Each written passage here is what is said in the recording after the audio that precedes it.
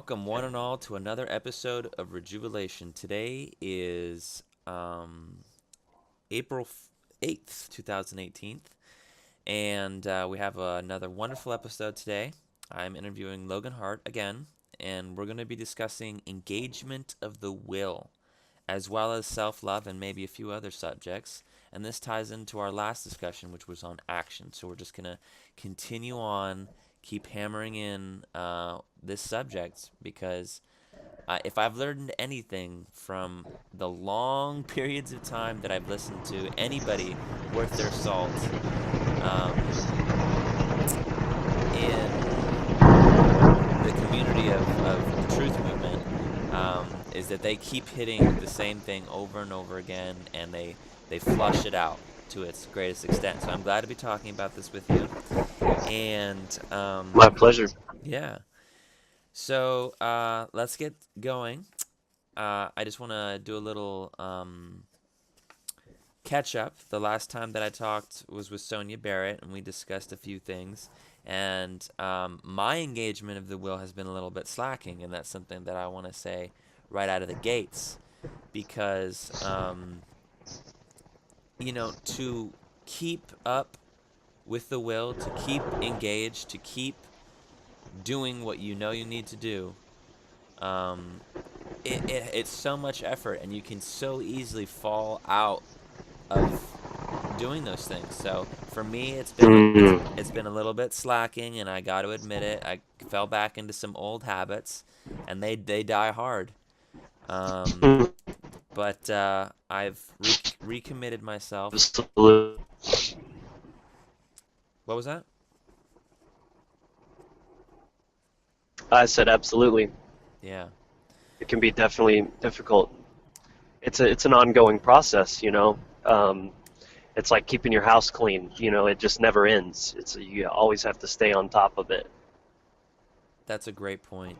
If you're gonna own a house, it's gonna have to be continuously clean. There's no situation in which you have this house and it just magically takes care of itself. That's a la la land, and it's super detrimental to be in that mindset. And I know that's where the majority of the people that are in. They think they can have a life and somehow not take care of it, not do things about it. And I'm glad that I've chosen to do something about it because really, I can't live any other way. I can't, when I try to fall back into doing nothing and into just going along to get along like most people, I go insane. Hmm. It's a denial of the soul, I think, and there's just that's the difference between us and what where a lot of people are. They're fine with suppressing that, their inner voice, but I can't really explain what that difference actually is, and I don't think it makes me better than anyone else, but I can, observe that that is a distinction that some people are able to, really just, conform and do what they're told and not really have any soul to themselves, but for someone like me, I literally cannot live like that. I would, like you said, I would go totally insane trying. And many people do. Many people do. And I'll tell you what the real difference is, Logan. Right. And Well, this is coming from Mark Passio, who's one of my great mentors. And he said, there's only one divide. There's only two types of people: those who believe in authority and those who do not. And that's what it all boils down to. Because if we're talking about engaging the will and or doing the work that you know you need to do, the only way that you could ever somehow believe that it'll get done is if you believe that someone else is taking care of you, or if you believe that someone else has power over you and they make your decisions for you, or they will do things for you. Whereas if you know that none of that exists and that you have all the power and that you are the one that's totally in control, you this virus, this mental plague, would never have attached itself so ferociously to you, like an alien, like a facehugger, going for your fucking for the throat, you know, implanting its evil within you. That's how it happens, and people got to Right. tear off that facehugger, and you know, really, what it all boils down to is facing their inner demons, literally, and basically sticking their hand down their throat and tearing out this evil which is rooted itself in the heart and soul of the majority. And through listening to podcasts, through engaging the Right. will, we can address these issues and really get to the core of the issue. So for you, what does that look like? What does it look like to tear yourself away from this force, this ideology? Well, that's a great question, and it's kind of a twofold concept because it is it could be considered a very violent process, like you're talking about, ripping and tearing and forcing, and that some force and effort is necessary, but there's no reason to go, to work against energy, um, that is rather, but to shift the energy and shift the flow. And for me, what that looks like in this context is, as we know, you and I, it really comes down to care. Because if you don't care enough about something, then you aren't going to direct your will towards it. And to me, Absolutely. care itself comes from consciousness. Because if it's out of sight, it's out of mind, right? But by forcing yourself to look at the reality, it's going to remind you what you need to do to take action because you care enough about it. And this is, something I'm still learning. Is like, it's so easy for us to forget, even though we know what we should be doing, and we ultimately desire that at our deepest core. But it's so easy to forget, and that is why we start falling back and relapsing into old paradigms and old habits, because we're forgetting. And so I think the trick is to make sure that you're staying current in where your focus is, and remembering, like you could take any health, aspect you like, health, for example. So if you're really continuing to look at evidence for how much health is important, then that fresh knowledge is going to compel you to make a vow. Okay, I'm not eating crap anymore. You know what I mean?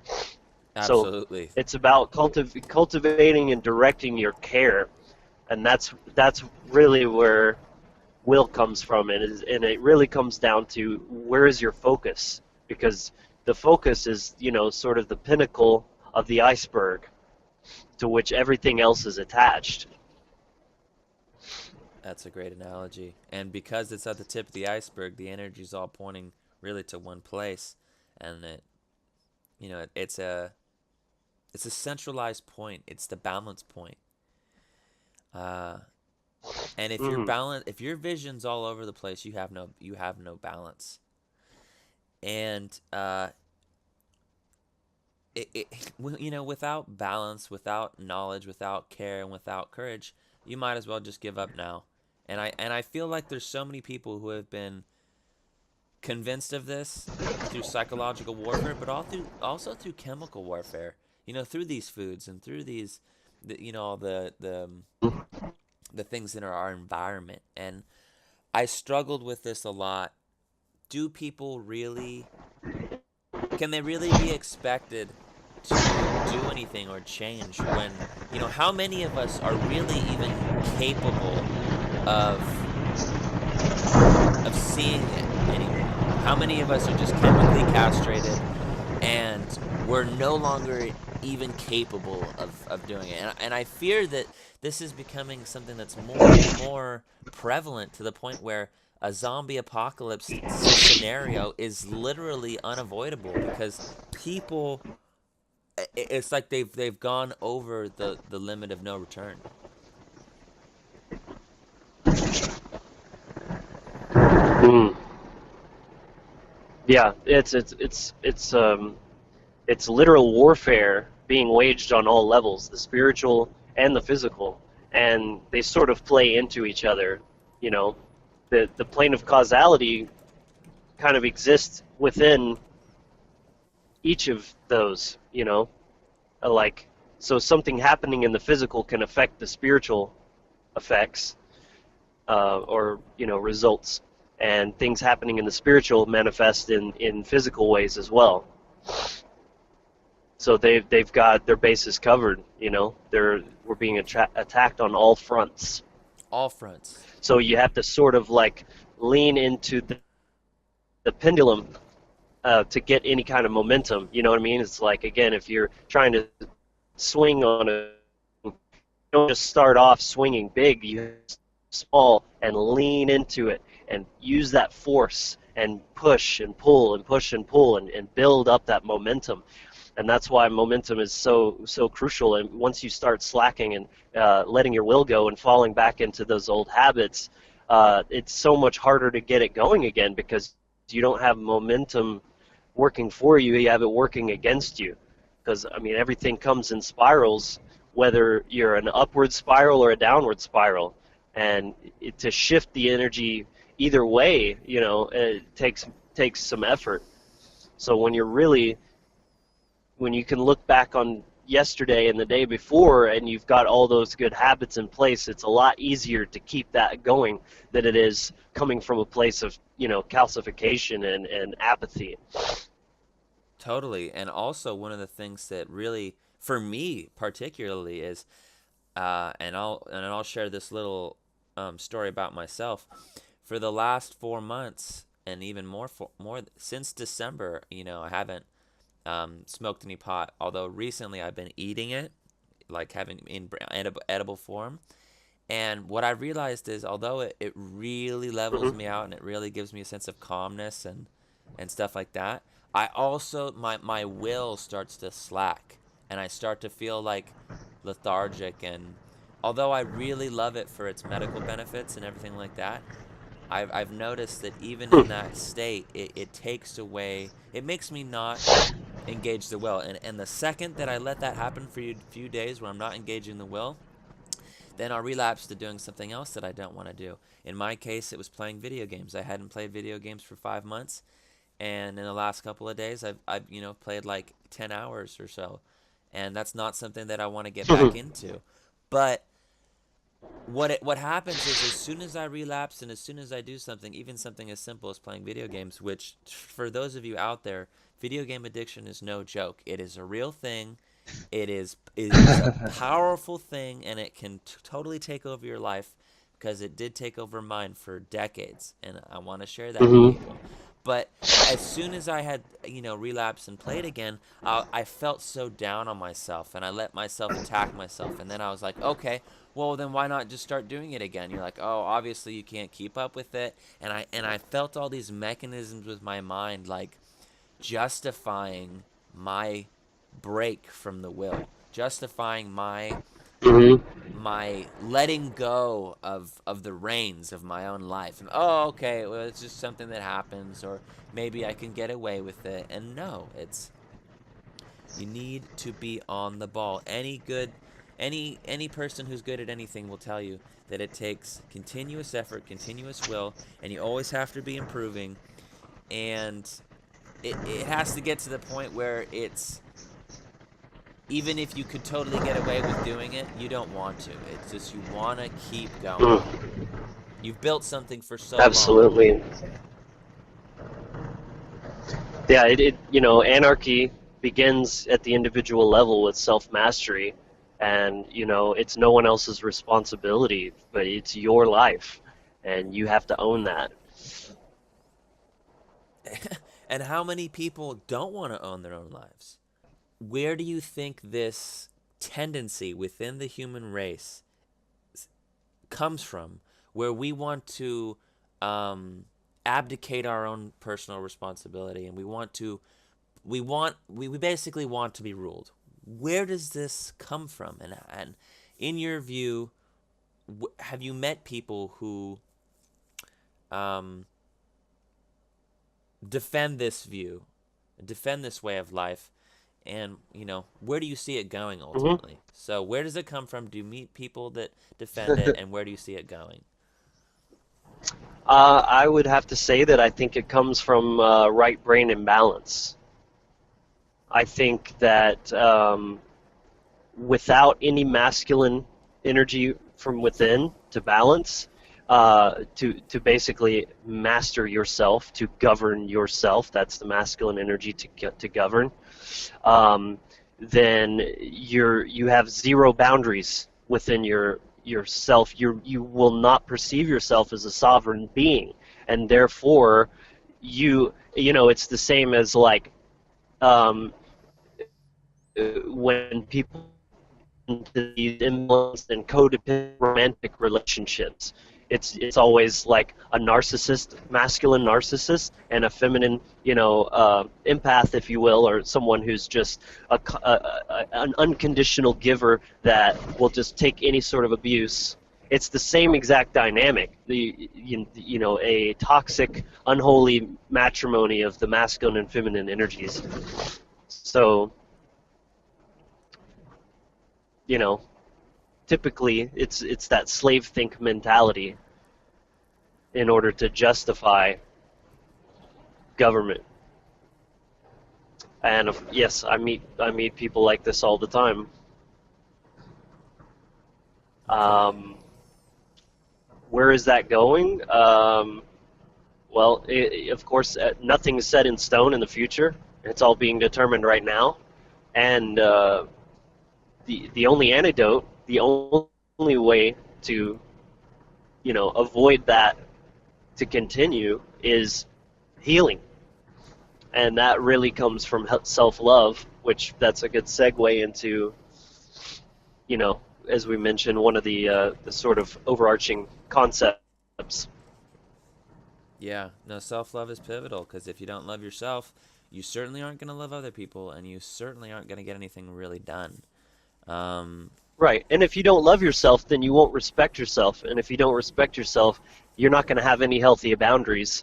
So again, you're completely leaving yourself open for rulership from on an individual basis, from a government, from dogma, whatever. We long to have that void filled. We long for that balance. So if we're not seeking that balance or creating that balance from within, we're going to seek that externally in whatever dynamic is the opposing force of where our imbalance lies. yeah. And for myself, where I see all this coming from, all these beliefs in authority and stuff, in my view, it's a brain imbalance for sure. And the way I look at that is that has been generated through um, basically from time immemorial. We have been in situations where we were ruled by others. And if you look at a lot of Michael Tessarion's work, or David Icke's work, or there's lots of different research that I could name. Mark Passio, and Zachariah Sitchin, William Cooper. There's so many people, but a lot of them have come back to the fact that we are a race that has been manipulated from our very inception on. And I think that this huge schism in our mentality, in our soul, has led to where we are today. And I think so many people don't want to even think about the possibility of extraterrestrial life, or of extraterrestrial intervention in our species. But I think that so much evidence exists through so many cultures, through so many times, that if people really take an honest look at it, that they'll be vastly surprised at what's really been going on this planet. But again, people don't want to do that because the last thing that they want to even look at is the idea that we, from inception, have been a broken species. Yeah. And where and Yeah, I do I mean, meet people? Do I the meet origins people are. that talk about this stuff? Yeah. Do I meet people that show signs of being enslaved? Think every damn day, every damn day. And where do I see it going? I see it going into a permanent open slavery system where no one has any freedom whatsoever, and any feel good situation belongs only to the elite, to those who rule that institution, to that new dark world order. And so that's why engaging the will for me is not so much a choice as it is an imperative. And um, as uncomfortable as it is, as much risk as it is, it's an imperative in it. And for me, um, I don't, I can't do it. Although I may slip up here and there, the intervals in which I am slipping up have gotten longer and longer to the point where I really get a lot more done. And for me, I'm just going to keep Hmm. sharpening the stone of my will. Keep at it, keep at it, keep Exactly. it. This is alchemy. You are your own smith, and you have your soul, your body, your mind, all of it on an anvil of your life, and all of you, and your will is the hammer striking it in the forge. And every time you hit it with your will, every time you direct it, you are honing yourself into Right. greater and greater awareness, consciousness, being, strength, power, ability, all of those things. And so, really, you have every single reason to engage the will and no reason not to. Yeah, I love that analogy about the smithing. But again, I want to come back to self-love a little bit because I mean you're talking about it being an imperative, which I agree because love is the natural state. It's the status quo. Um, Much like freedom is simply the absence of tyranny. Uh, so in that way, it, you know, it it's like to desire anything else but goodness is an illusion, but it's still a freedom of choice that always exists. But that's why self-love is so important, because if you haven't done that internal work healing the wounds of this world, then all of your choices and actions will be a direct reflection of your own self-loathing. Yeah. There's a lot of that going And I on. mean, yeah, oh, yeah, for sure. And without self-love, you're either going to be a slave because you don't love yourself enough to stand up, or you're going to be an oppressor. You're going to end up being a cop or a military or a politician, or even just a tyrannical boss, some sort of you know you're just trying to inflict your own suffering onto others through those institutions. Yeah, I've And experienced so a lot of that self-love is too. kind of the antidote to all of that, because self-love can only come through a holistic balance of masculine and feminine energy, where you love yourself enough to have those healthy boundaries to recognize yourself and assert yourself as a sovereign individual, but you also love yourself enough to know that your heart is full and you don't desire to cause harm to any other person, because it's only causing harm to yourself the more you do it.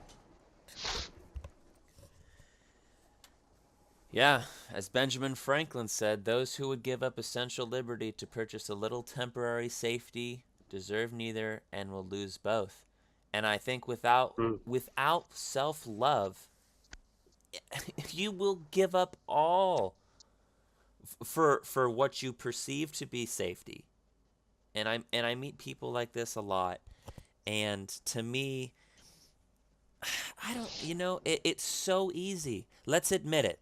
It is the easiest thing to give in, to do what the herd is doing, because there's so much assurance in that, would be assurance, and so much, um, you know, solid. Solidarity is probably not the right word. You're just a part of the group, and so you feel safe, and so people give up everything just to be a part of it. And as we all know, what happens to herds, they are directed, in the modern day Mm. at least, and they're the easiest to control. And that's ultimately what we're talking about here: is the herd doesn't love itself, doesn't engage the will, and so there are people who make it their life's work to direct that herd, to direct that untempered energy flow. And the way they see it, uh, it's their duty to do that, because we can't just have people walking around aimlessly. They need to be put to good use. And Right. if you And accept that situation, then you are allowing it, and you're making it okay. Kind of. It's never okay, because slavery is never okay, but you're making it seemingly okay, and I think that's a big well, travesty. I think I know what you're getting at here because it's not your responsibility that people choose their own slavery, which they are doing. You know, no one's really. It's all about manufacturing consent. These dark occultists understand karma very well, and the majority of the quote unquote evil that's going on, they're choosing. They're making it so enticing that they choose that. Um, it really boils down to, if people choose to be sheep and you choose to not be a sheep, are you going to be a wolf or are you going to be a shepherd? You can lead by example, and that's such a powerful word by itself. Looking at the word leader, um, you lead by leading. That means going first. That means leading by example, being that the goodness to model to others, and you're leading them to their freedom. You're not trying to perpetuate the fear that keeps them in the herd, because without all this manufactured fear, which is ultimately mass MK Ultra, Yeah. um, the whole system falls, because it's built on the necessity that everyone be so afraid that they don't want to take responsibility. The world's too dangerous in their mind because of all the everything that's been put in place.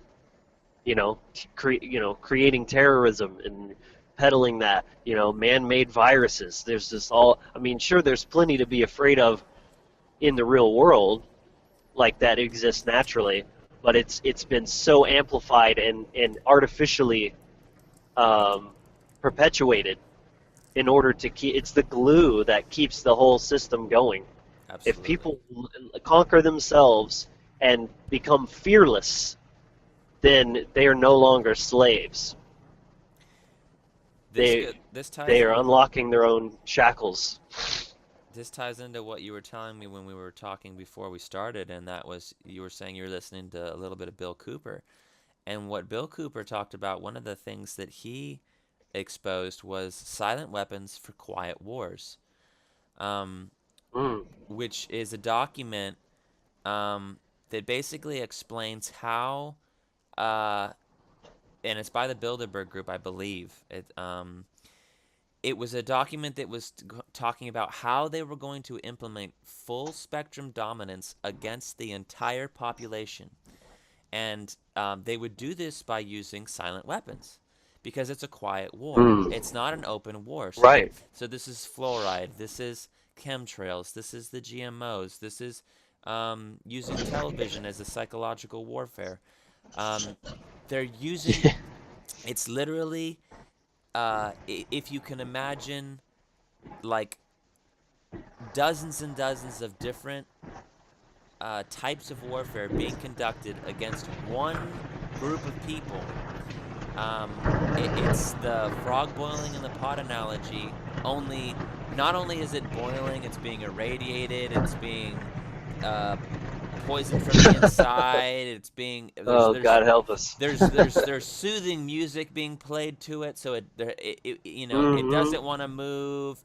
There's pheromones, there's hormones, there's smells being emitted to the frog, which makes it think it's in a total virtual reality. It doesn't even It's in a see. day spa. Yeah, it doesn't even see the pod. It doesn't feel anything.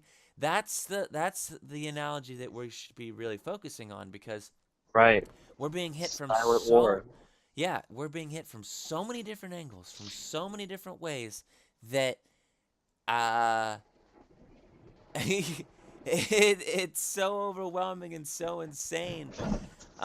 You don't want to It's like, scare yeah, people it's away, so but saturating the senses that they literally can't even distinguish what normal life is supposed to be like, you know? They're completely drowning in all of that. But being all the while told in an ever so pleasing voice, it's for your own good. exactly. And this ties into something that Samuel Adams said. He said, "No people will tamely surrender their liberties, nor can any be easily subdued, when knowledge is diffused and virtue is preserved." And this means that when people Hmm. really, the knowledge that is true and correct is spread to all the people, and virtue is therefore it's within them. And then he went on to say, on the contrary, when people are universally ignorant and debauched in their manners, they will sink under their own weight without the aid of foreign invaders. And that precisely, That's, puts wow, that's where powerful. that's where we're at right now. Samuel Adams wrote this. Okay? And they Sinking knew in it. our own weight. Yeah, exactly. We're sinking under the weight of our own ignorance. Our Ignorance. own fat McDonald's asses. Yeah. People don't want to know. Look at the situation that we're at. We have the internet. We have the World Wide Web. Hmm. It has the power to take us anywhere we want intellectually. The Right. knowledge is there, it is out there. And yet, this is a perfect meme. People choose to watch cat videos or dog videos. They choose to get And pictures enamored. of their food. Yeah, they choose to get lost in this false reality. So people, if you really want to engage the will, spend a couple hours a day really researching what's going on in the world from eclectic sources. Engage your will in just that, Mm. and start to see the massive amounts of information, and really take notes, because there's going to be tons of conflicting information, tons of conflicting opinions, and Mm. you really have to Yes. sift through it. And I would highly suggest reading books over going to the internet for sources of information, especially very well resourced um, and researched books, because if you're reading something or looking into something without proper sources, you're going down a very dark hole, and it could really lead you to some dark places. So engage your will in that sense first, because it's the safest thing, and it's the best way to really improve yourself. Yeah, I'm sort of being faced with like currently a little bit of a philosophical conundrum here because I'm just stepping back and looking at all these components that we're talking about here. This is like we're talking about will and which is the innate desire or compulsion to take action to do something. Um, and you can't have that without self-love, but and or and knowledge. But where does it all start is what I'm trying to say. Like, what, you know people don't care enough to love themselves either. Even that seems like too much work, even though that's sort of the crux of everything else. Um, where do you think that really everything all comes back to get started, to down that road, to even get started on that journey? Well, fundamentally, you have to realize that there's something very wrong. Um, if you don't realize that, then the change that is required will never be forthcoming. Why change when there's nothing wrong? That's great. Yeah, natural law. The current yielding of results of consequences are of chaos, and you have to first acknowledge that before you start actually looking for the causes. Yeah. So it's like with anything. If you're getting, we all want something out of life. We all have an idea of what an ideal life would look like. And obviously, anybody who's paying a half bit of attention can see that this is not our the height of our human potential. What we currently have now. Absolutely not. So I think you really nailed it with that. What you have to recognize, well, this is not right. So you have to start looking into the causality and from there, I mean, it is sort of a rabbit trail or breadcrumbs from all that external stuff. It's easy to just get stuck there. You're like, well, something's wrong, and then you find Alex Jones, and oh, well, now it all makes sense. It's just the chemtrails and the vaccines and all this kind of stuff. But that's just one step along the way. But I think it all really leads back to the self.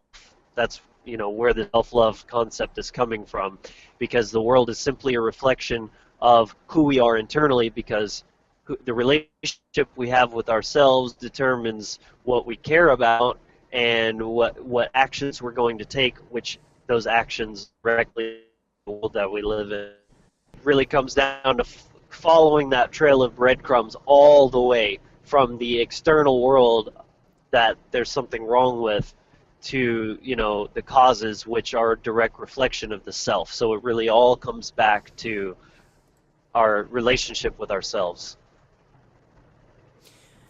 Exactly. And I think that is ultimately, in fact, I know ultimately it is the self that determines it all.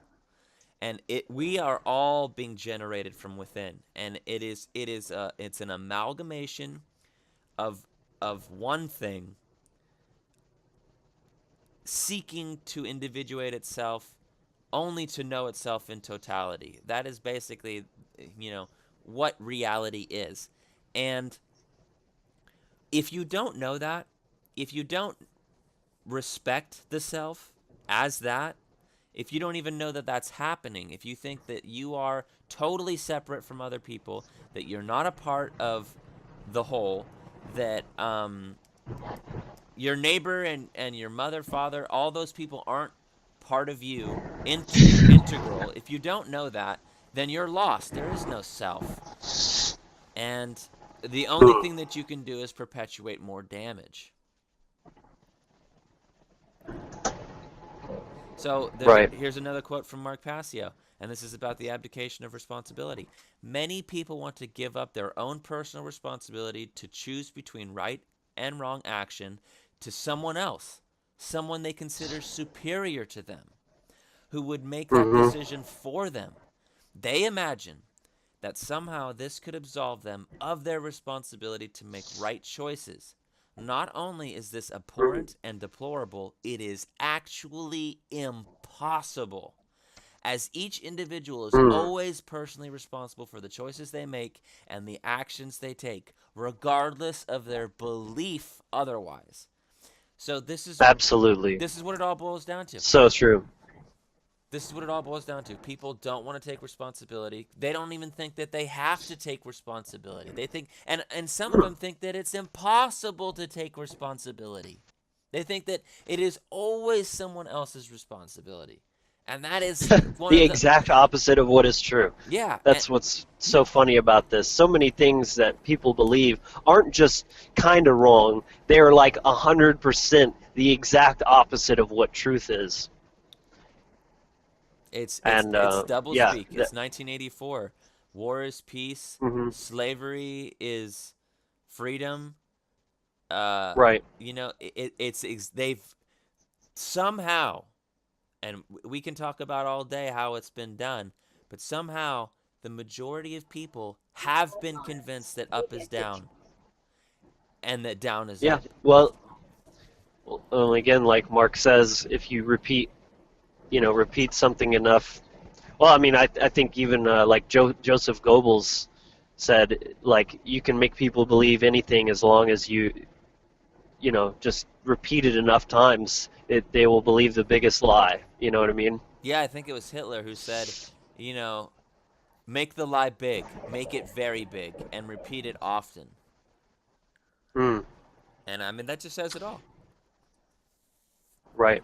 But like what you were talking about, that externalization of responsibility by proxy almost is I think the can most be attributed to the law, the man's law, and well the Bible, which is technically man's law uh, masquerading as God's law, but it was essentially written by men. And so, because people, that's why people equate morality with legality, because they have forfeited that responsibility to think for themselves and just, well, as long as I follow the law, I'll be okay, and I'll be an upstanding citizen of society and all this kind of stuff.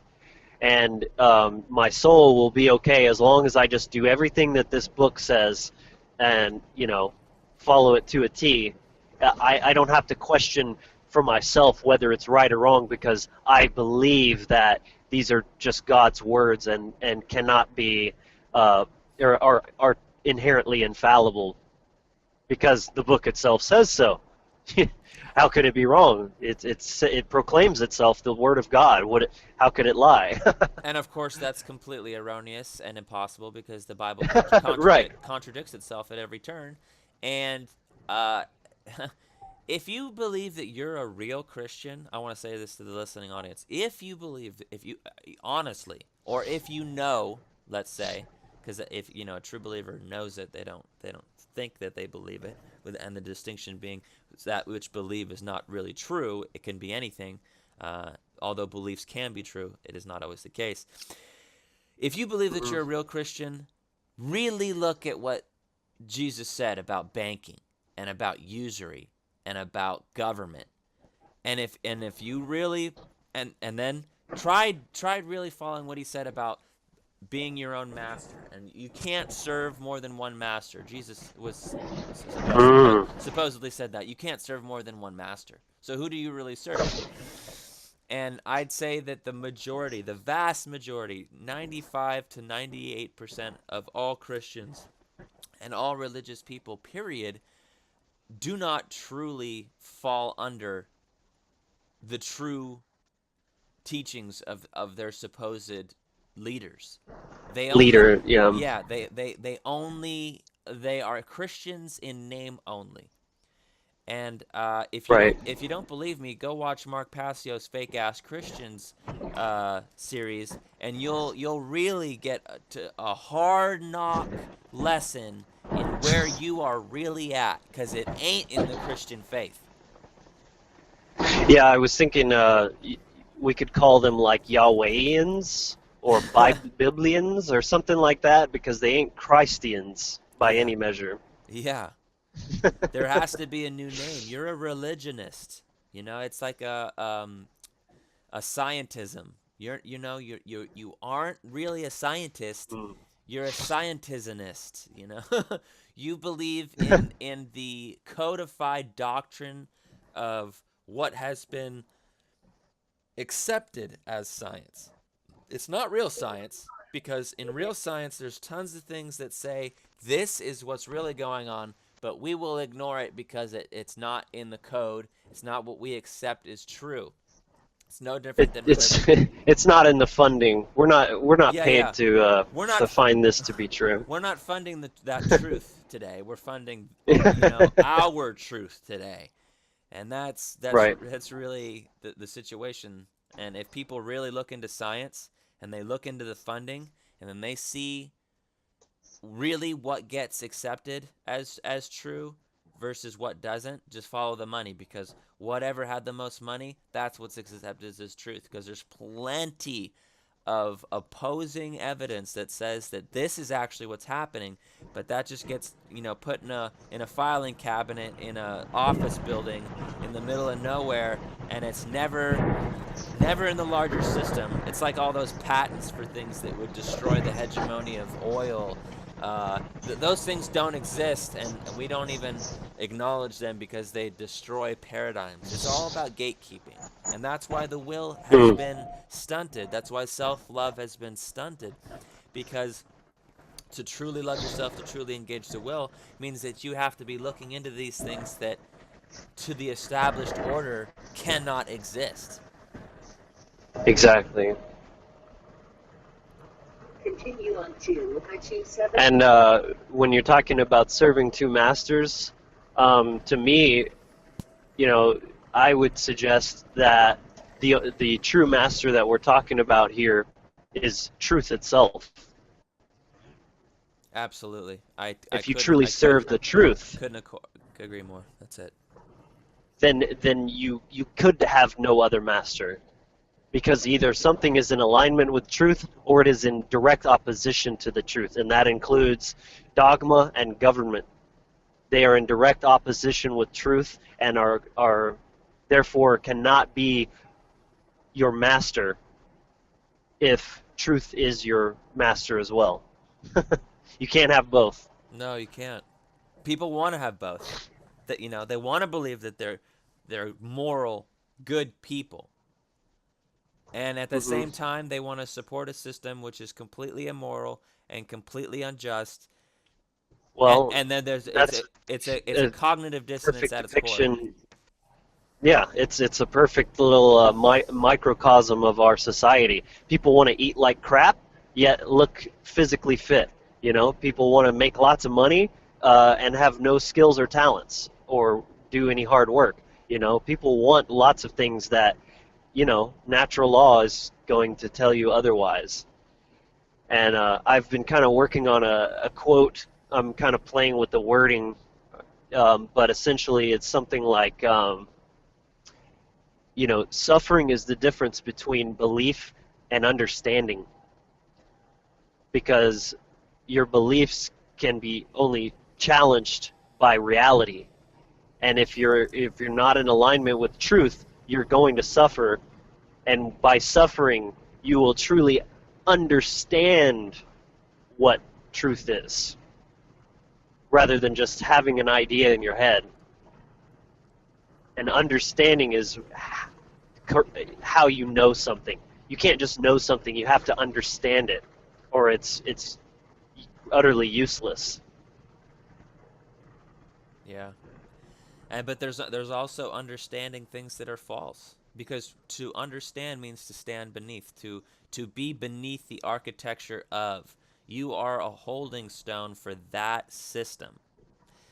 So the difference to me for knowing and believing and understanding is to know something is it there is no ambiguity. It doesn't depend. To me, knowing is truth. They're the one and the same thing. Belief is something, you know, that is changeable. But knowing something and truth do not change. So if you can believe that you know something, and that could change, and then understanding, that you can understand something that is also false. Um, so what I really like about what we're talking about right now is getting your words straight. What is the definition of what we're talking about? And again, if you don't love yourself or if you don't have respect for yourself, definitions and things, there's so much that just doesn't matter at all if you don't care. It just doesn't matter. And the only outcome that I can see is a world which is extremely lacking in care. And any world such as this can only end up being a dark and terrible place. Like the Matrix, just a machine world. Yeah. You know, technological advancement, mathematics, science, advancement, but people are so disconnected from themselves. No one's having sex, no one's loving each other. There's absolutely no, life. It's completely sterilized. Yeah. In 1 mile. The Matrix is truly the greatest allegory of our time. It is. It's the greatest movie that ever It's existed. practically a documentary. Yeah, it's a documentary. Really, you have to, if you have great interest in movies and you have interest in what we're talking about, the best thing that I can suggest to you is that you really start looking into the directors and the makers of these films who were insiders, who did know what was going on, who made allegories. J.R. Tolkien's with the Lord of the Rings series, and Oh wow, like yeah, chock full of occult symbolism. so much of it is just straight to the core of what we're facing. And if you want to start to really look into it, then allegory is a fantastic way because it engages the full brain. It's not just logical left brain, not just emotional, intentional right brain. East on I-270 in 3/4 of a mile. Continue straight on to I-255. Sorry if you can hear that. Yeah, I could.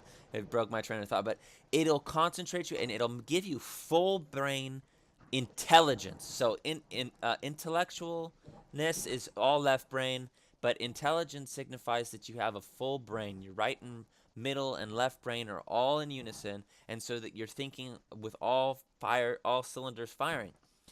Right. So watch The Matrix Decoded on YouTube by Mark Passio. It's like a 2.5, 3 hour video. It'll go in depth. Every detail is dug up, and it shows you the allegory that the Wachowski brothers were showing in this film. And you'll never look at the whole series again, ever. You'll never see it again and not be able to think about it because it ties into everything that you're doing every single day. You know, the Matrix is everywhere. It's in this very room.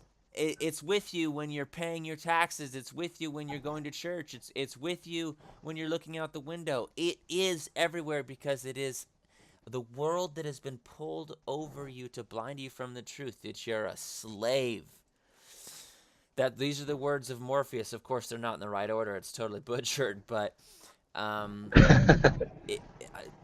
can't suggest that little YouTube clip enough. And 2.5 hours is a small price to pay to be really brought to the forefront of what we're facing and what's going on. And there's lots of ways to face this information without giving into terror immediately. And there's going to be dark nights of the soul in your engagement of the will, in your cultivation of self-love. There's going to be a lot of dark nights of the soul and things that you're going to have to face, which are increasingly uncomfortable.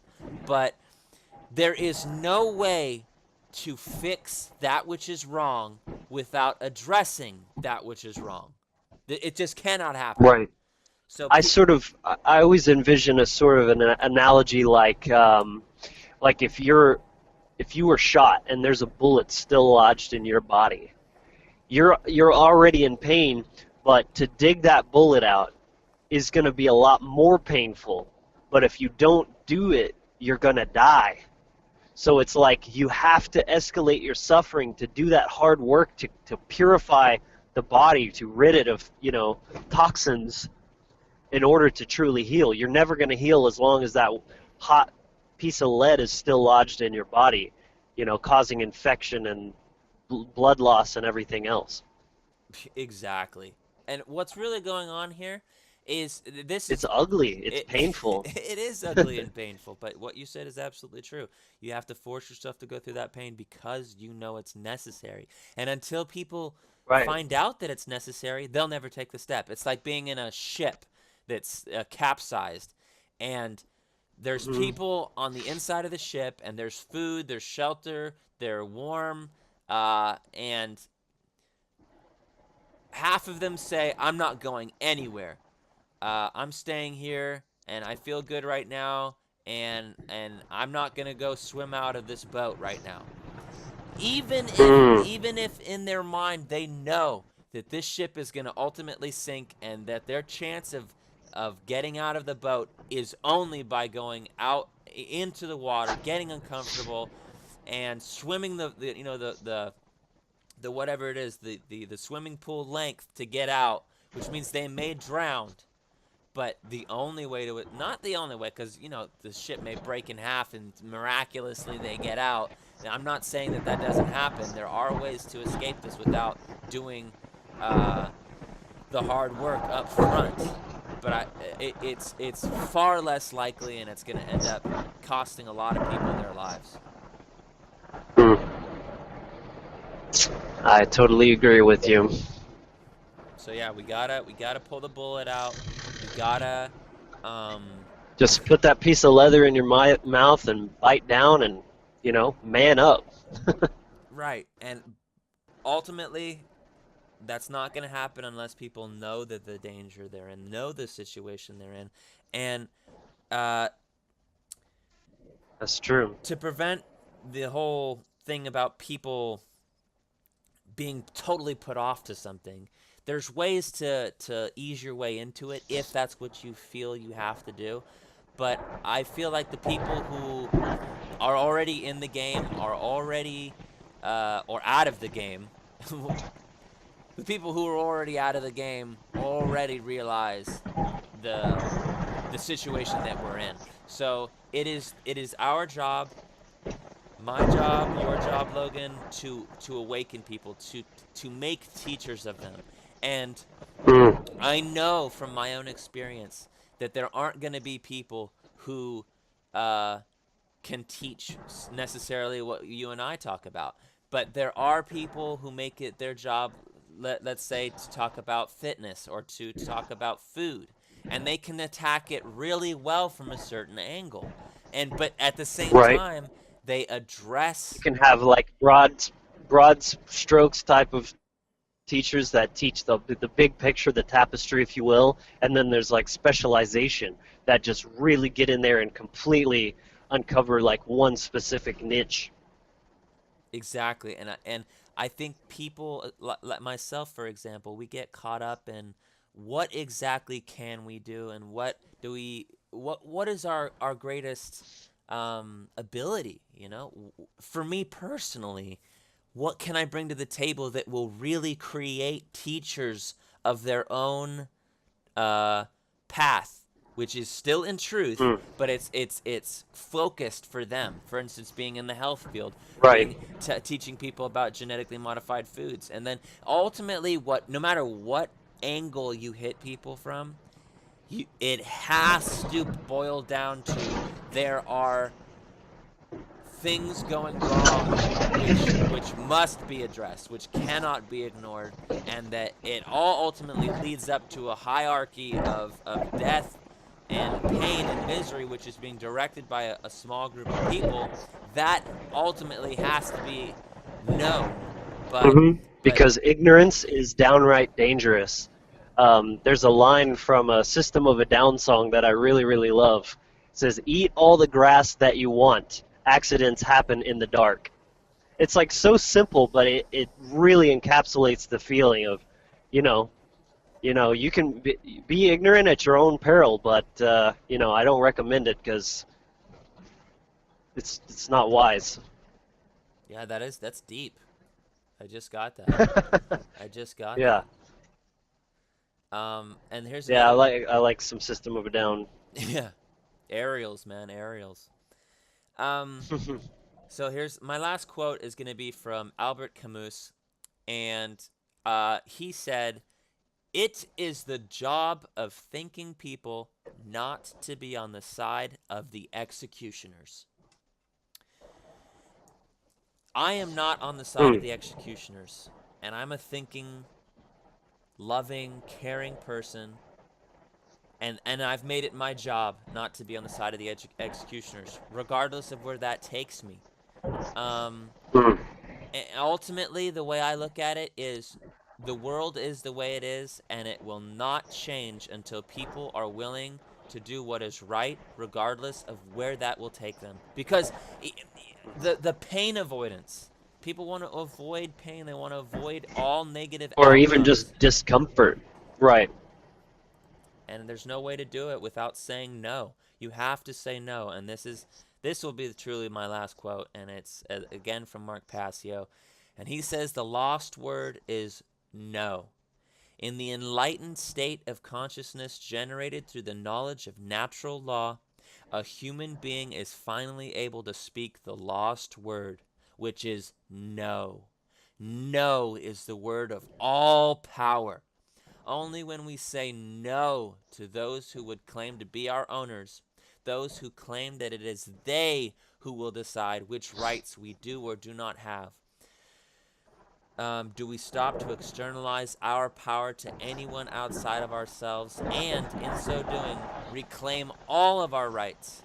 Sadly, very, very few people in our world have knowledge, care, and courage that is required to do this. This is why this is Mm. all-powerful world is considered lost. So Logan, your final thoughts on this issue of generating will, igniting the will, self-love, and everything else we've talked about? Yeah. I think we did a great job, really kind of illustrating and conveying these concepts um, pretty thoroughly. It can definitely seem like such a daunting, overwhelming idea when you really look at it all. Oh, first I have to heal myself from all this trauma, and in order, and I had to spend all these hours educating myself, um, to find my way around in the dark. It can definitely seem very overwhelming, but I think the key to keep in mind with all of this is that every baby step taken in the direction of truth is going to avoid unnecessary suffering, whether it's one step or a thousand. And it's important to just really set that intention and understand that it's all for your benefit, no matter how big or small, how far you get, and just literally just take it one day at a time, because all greatness that you can ever see, every champion, every skyscraper, wasn't built in a day. You're looking at the culmination of millions of small daily habits, tiny little daily choices made consistently over time, and that's where you really have to start from, is baby steps in the right direction. Yeah, because I'll tell you this. Uh, if let's say that I was asleep and I basically was handed the hard drive of knowledge that I've been given, and then I had to address all of that at once and basically go from 0 to 60 in a second, I would implode immediately. It just Yeah. it would have been too much. And so a lot of times I expect people to be able to do it, even though in my own mind I know that for me it just simply wouldn't have been possible. It's taken me Right. basically since 2011 to get a solid picture of what's really going on, and I've had plenty of dark nights of the soul and believe it. Right. So Well, it's like if you took 8-year-old Michael Jordan and put him in the middle of an NFL or NFL NBA game, he would still get utterly obliterated, oh, for sure. just because we all have to start somewhere, and it takes time to achieve those heights. Absolutely. So Logan, would you like to give your website and anything that you're involved in that you would like the community to know? You have the floor until the end of the show. Okay. Well, I don't have a website just yet, though that's coming.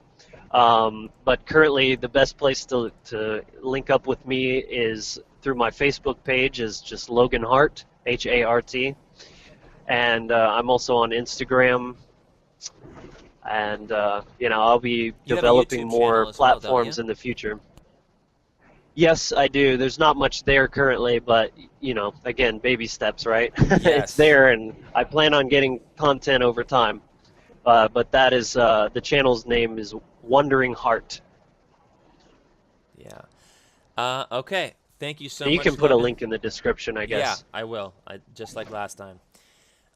Thank you so Cool. much for joining me, Logan. It's always a pleasure to talk to you. It's Absolutely, man. it's a great Always good. flow, and I know that this is one of the best ways for me to engage the will, and this is why I relapsed into my old habits. Is I let too much time pass without talking to you, without doing a podcast, without really engaging in the community. I got lost in, I have a new girlfriend, and so obviously that's a huge pull of your Oh, a huge pull of your attention, um, sure. and your thoughts and emotions. So I could say that I have an excuse, but I'm not going to. I know what is more important than those things, than those needs, and that's what I'm going Mm. for. So thank you so much, Logan. Have a great day, and I can't wait till we talk again. Okay, brother? Same to you, man. Thanks again for having me. Yeah, safe Have a travels, great and day. be safe out there on the wide ways and byways. I'll do my best. All right. Take care. All right. Bye. All right, ladies and gentlemen, Logan Hart. Another successful interview, and I thank you so much for joining us. This has been another episode of Rejuvelation, episode 8. So we're getting up there, and I'm really happy to be doing it again. Again, audience, thank you so much. I apologize if it was a little low quality audio. He was on the road, and it's never easy to talk to people, even on a phone, and have clear signal. So look forward to the next episode. I love you all. May the gods of will and self-love smile ever upon you.